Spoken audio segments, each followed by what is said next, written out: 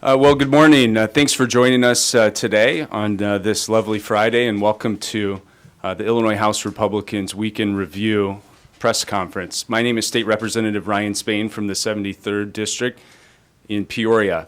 Well, it's been another week in Springfield and an infuriating start to the day. We were in session this morning for 6 minutes. 6 minutes of quality legislative activity for the Illinois House of Representatives today on this important Friday. And that's becoming a pattern here that is very disappointing, and especially when we have so many pressing issues facing the state of Illinois with a little over 2 weeks of session remaining for the month of May. And when we have so many challenging issues that need to be resolved. And so today we're here to talk about many of those issues. We're going to talk to you and take your questions, but touch on redistricting, the LaSalle Veterans Home tragedy, FOID cards, and ethics reform. And so with that, I'd like to introduce our Deputy Republican Leader in the Illinois House, State Representative Dan Brady. Thank you, Ryan. Good morning, ladies and gentlemen. As Representative Spain had just indicated, we thank you for being with us this morning. Another week has passed in Springfield, as Ryan just said, and what do we have to show for it? What have we actually accomplished? Members of the Illinois House Democratic Caucus were in here yesterday, giving their update on what they deem to be significant matters here in Illinois. They talked about budget updates, where they claimed that they were working with Republicans. The last time I checked, our caucus budgeteer was not included or on any part of budget negotiations, to my knowledge, and the knowledge of my colleagues that are up here. Another thing we saw were House Democrats going in and out of their map room across the street, viewing the maps that they drew without official census data based on legislator feedback. The House Redistricting Chairwoman, Representative Hernandez, confirmed that yesterday, right here in this very room, when she was asked by a reporter what data they were using to draw the maps. Representative Hernandez responded, "I would say that's more of input that's from the legislators."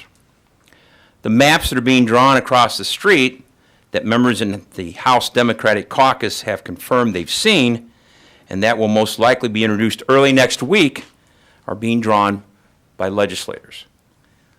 On Monday, it'll be exactly 2 weeks until the end of the legislative session. As per usual, unfortunately, at the 11th hour here in Springfield, the House Democrats will blindside the people of Illinois and jam down their throats another new set of gerrymandered maps that will include simply the old way of doing things. And that is just simply unacceptable. I'll now turn over the microphone to Representative Haas. Representative?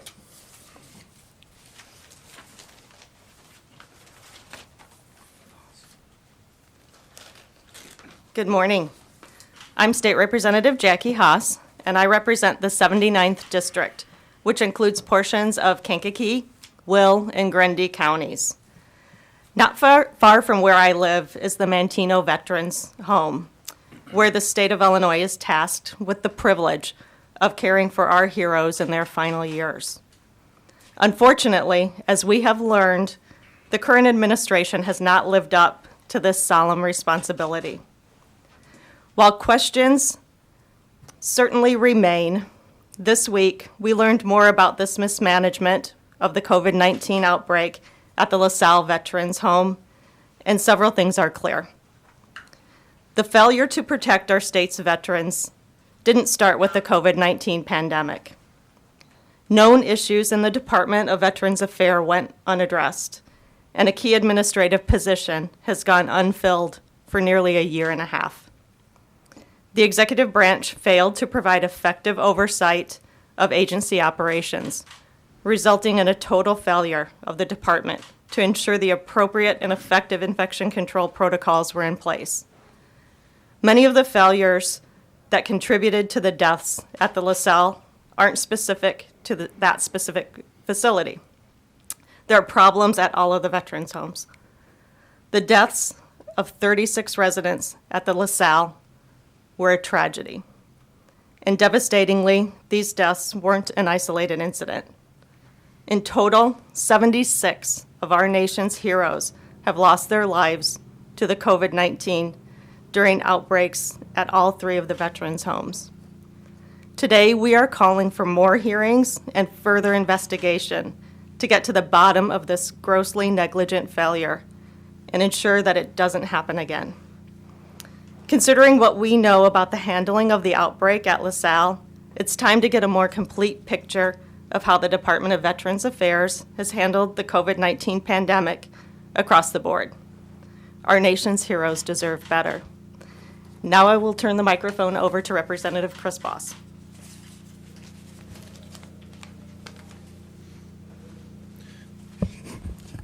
Good morning. It's sad to say good morning. But thank you. My name is Chris Voss, and I'm the representative of the 51st District up in Lake County, a little bit of Cook County in there. And I want to echo what my colleagues said before me and want to touch on another important topic that seems to be insignificant to our colleagues on the other side of the aisle. We continue to watch the federal investigation into the state's largest utility, Commonwealth Edison, unfold, and more individuals getting drawn into that mix. If there is anything that we've learned so far, it's that transparency in state government has been completely missing from what gets negotiated here under the dome in Springfield. Our colleagues on the other side of the aisle claimed that it was a new day in Springfield when they ousted former Speaker Madigan. And yet here we are, with maps being drawn behind the same closed doors, and critical issues like our state's budget continue to be negotiated in private, which will once again be shoved down the taxpayers' throats at the 11th hour on May 31st, the same old way. Our constituents are sick and tired of the Madigan way that his caucus has yet to give up even after he left. In fact, the very Democrat representative that I replaced said the biggest issue when she was going door to door talking to constituents was Madigan and corruption in state government. And now here we are.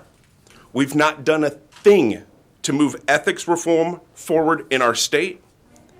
We have bipartisan, common sense solutions and proposals that should be passed resoundingly out of both chambers, including banning legislators from turning around and becoming lobbyists. But unfortunately, they sit dead in committee because the Democrats refuse to truly make the changes needed to reform our state government, because they're still power hungry, with or without their former leader. And with that, I'll turn it over to Representative David Smeyer. Thank you. I'll take this down just a little bit. Thanks again, everybody, for coming out. You may feel like I'm beating a dead horse on this, but the FOID issues continue. They've been going on for a long time. They got incredibly worse during COVID. I Googled the other day, how long does it take to get a FOID card, and it came up 127 days.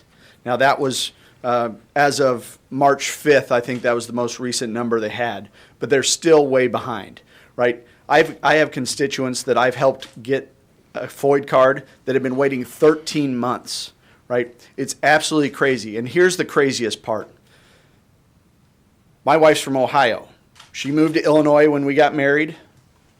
She pays taxes here. She works here. She does all the things she's asked to do. She does not have a FOID card. And if I say, hey, can you run and pick me up some ammo, right? Shotgun shells, whatever, if I'm shooting sporting clays or something of that sort, she cannot do it. But if my mother-in-law from Ohio comes to visit, she can go do it, right? We are second-class citizens in our own state. And by the way, that FOID card follows us to all the other states. This is an impediment to exercising our Second Amendment rights. The state police, I will tell you, the rank and file there are great to work with. They are awesome to work with, but they cannot handle this program. They've proven over and over, time and time again, that they cannot handle this program. So, the only answers that they come up with is, maybe we should charge more for it, and maybe we should make people apply more often. And from my point of view, if you apply more often, your backlog is going to get longer. So we need to step up. We have options on what we can do. We need to step up and make changes. These are obvious things. All the things that we're talking about today are substantive things that we can actually accomplish now. We can move forward and try to fix these programs so that they actually work.